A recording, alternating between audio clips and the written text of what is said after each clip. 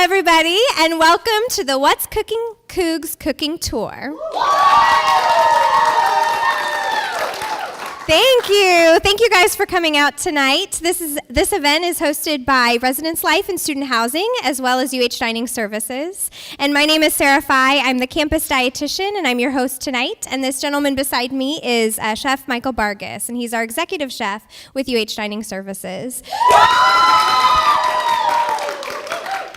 Okay, so you guys, we are cooking Alfredo 3 different ways today. So who here has made Alfredo before? Yeah? So we're going to be showing you 3 different ways using different ingredients. One of them is a little healthy trick on Alfredo. So Chef Bargas, if you want to take it away. Okay. Well, as Sarah said, we are going to do 3 different styles. And what I want to do actually is start with the third one that we're going to do because it's going to take a little bit longer to cook. Basically, we've got cauliflower in our pot, and I'm using skim milk, mostly to make her happy. But it is a little bit healthier. So what I'm going to do is I'm just going to bring this up to a boil. And what I want is for the cauliflower to cook and break down and soften up. And then at the end of the day, we'll put it in the blender with the rest of our ingredients, and we'll talk about that when we get to it. So the butter is starting to melt. As I said, I just wanted to get this water in. And as this comes up, this will start to emulsify a little bit. Now, traditionally, most people would put fettuccine with Alfredo. It sort of all rolls off the tongue, chicken fettuccine Alfredo. We're sort of moving backwards, right? We're starting with the Alfredo, which is the sauce. And then at that point, you're going to put some sort of starch with that. Typically, it's going to be pasta. In this case, today, we're going to be using penne pasta. Penne is one of my favorite pastas to work with. It has the structure where things, particularly sauce, can make its way into the pasta and it will hold really nicely. And the ridges also give it a little bit of surface area on the outside that helps sort of hold on to things like sauces. Fettuccine, because it's a little bit wider and it sort of can tangle up on itself, will hold on to sauce as well. Anything thinner than that, like angel hair pasta or spaghetti or linguine, tends not to work as well. Pasta doesn't really hold on as much. All right, so I've got the butter and the water. You can see it's starting to thicken up a little bit. And at this point, like I said, I just want to get some of this cheese in. I do want it to melt. The fresher the cheese, the better in this case. Traditionally, this would have been made with Parmigiano Reggiano, which is sort of the grand poobah of cheeses, no matter what the Brits and their Stilton say. So when it's freshly grated, it does have a very nice milk fat content, so that will emulsify in fairly nicely to our sauce. Ooh, and let me interject there for a second. So you mentioned grating cheese. Can I see you guys in your prizes? Everybody that came today got a cheese grater, right? So you guys know that Chef Bargas just said that you can freshly grate some cheese, and now you have the ability to do that with your cheese grater. So what's the trick? What are we putting this on? Medium high, medium? Medium high. Yeah. Honestly, I think the cheese seasons up too quick. Mm-hmm. Yeah. So what do you guys put in your Alfredo? Other than, of course, the sauce. Do you guys put anything else in? A lot of green onion. Mm-hmm. Yeah, adds a different flavor for sure. I like that. Mm-hmm. Mushrooms, that's a good one too. I like peas or asparagus. You could grill off some asparagus or something and put that in. So good. Or I like to do roasted bell peppers. Add some red in there. We had the Southwestern Alfredo in the Moody Tower a couple days ago. Mm-hmm. So what do you guys like about it, those of you who've had the chance to try it so far? Any comments? Does it taste different than maybe what you've had at home or what you have at restaurants? Yes, yeah. Okay, so now I'm going to move into the more American style. What I've done is I've got some heavy cream, and I'm just going to bring that up to a boil, and like I said, let that reduce slightly, and that will thicken up, and essentially be evaporating out a little bit of the moisture. So your dairies are a natural emulsion. They naturally have fat and they naturally have water in them. So as this cooks out a little bit, it will create that thickness that we'll be looking for with this particular sauce.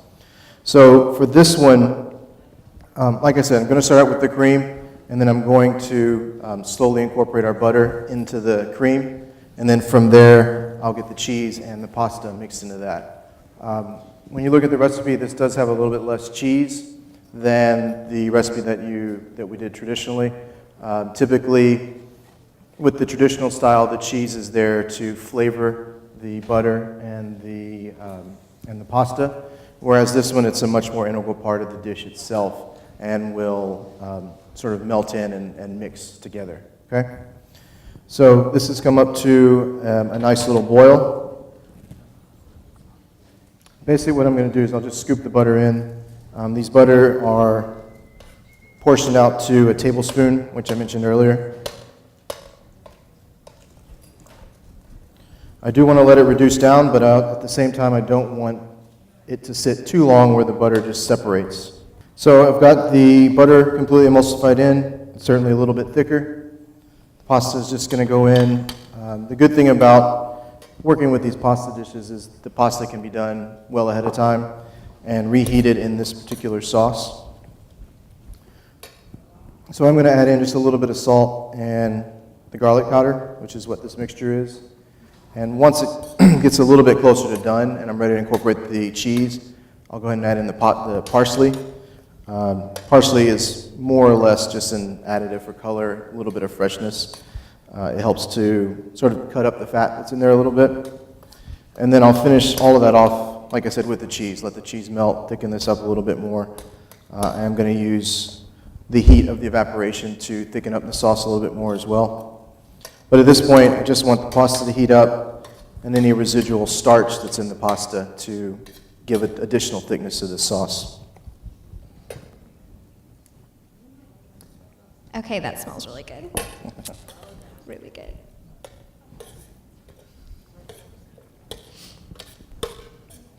What's the last thing you added in? That was the parsley, chopped parsley.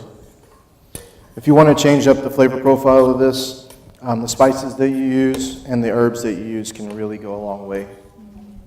So if you wanted to do a Southwestern, you might want to do cilantro rather than parsley. Something that's a little bit fresher, tarragon is a really good additive.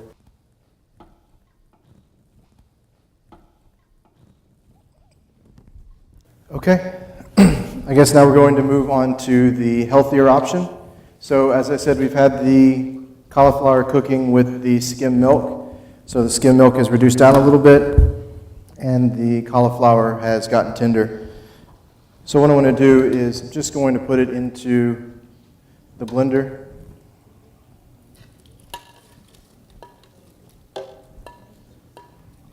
And just as before, I do want us to sort of work on creating an emulsion. So that's why I have the spread kept separately.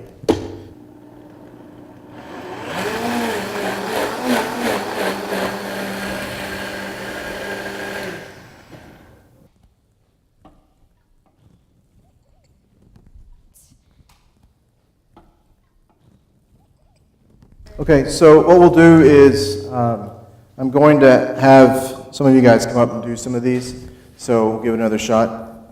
So basically what we'll do for you guys, we'll start out with 1 tablespoon of butter, and that will get melted down. It'll be a little bit smaller portions, but we'll still end up with plenty.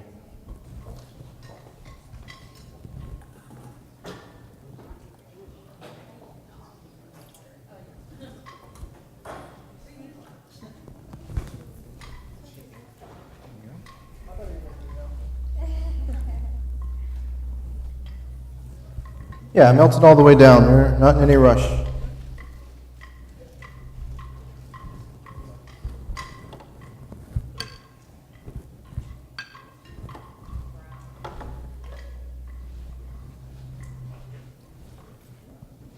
All right, get your pasta in, get it melted, or get it heated up.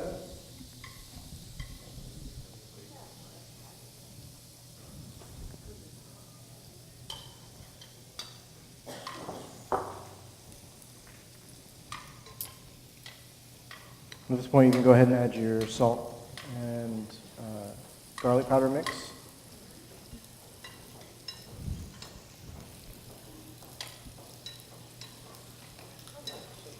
Just one swoop. One swoop. A little bit more than that. A little bit more.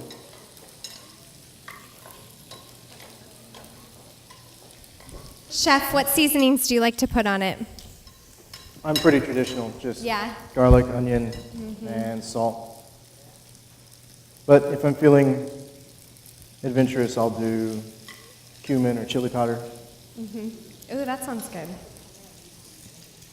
All right, get your cheese in. I always have to put a lot of cracked black pepper on mine. That makes it taste good.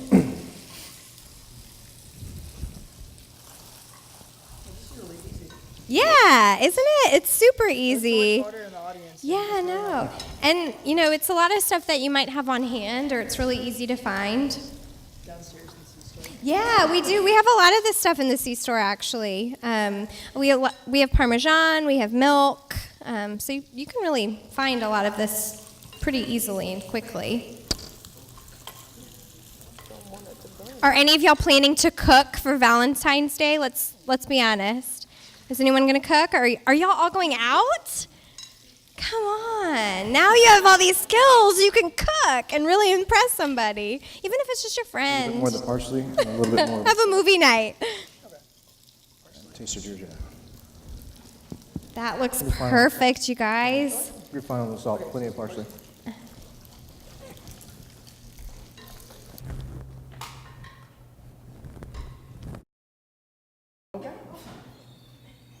Well, thank you guys so much for coming out to the What's Cooking Coogs Cooking Tour. Our next episode is going to be on March 4th, which again is a Tuesday, again at 7 o'clock, and we're going to be making cheesecake using C-store ingredients. So, yeah, that's going to be fun. And I will give you a little hint. I'll tell you what our next prize is going to be. I have bought piping sets, but they're 6-piece piping sets.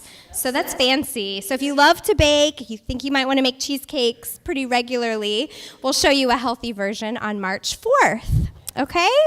Thank you guys for coming out tonight.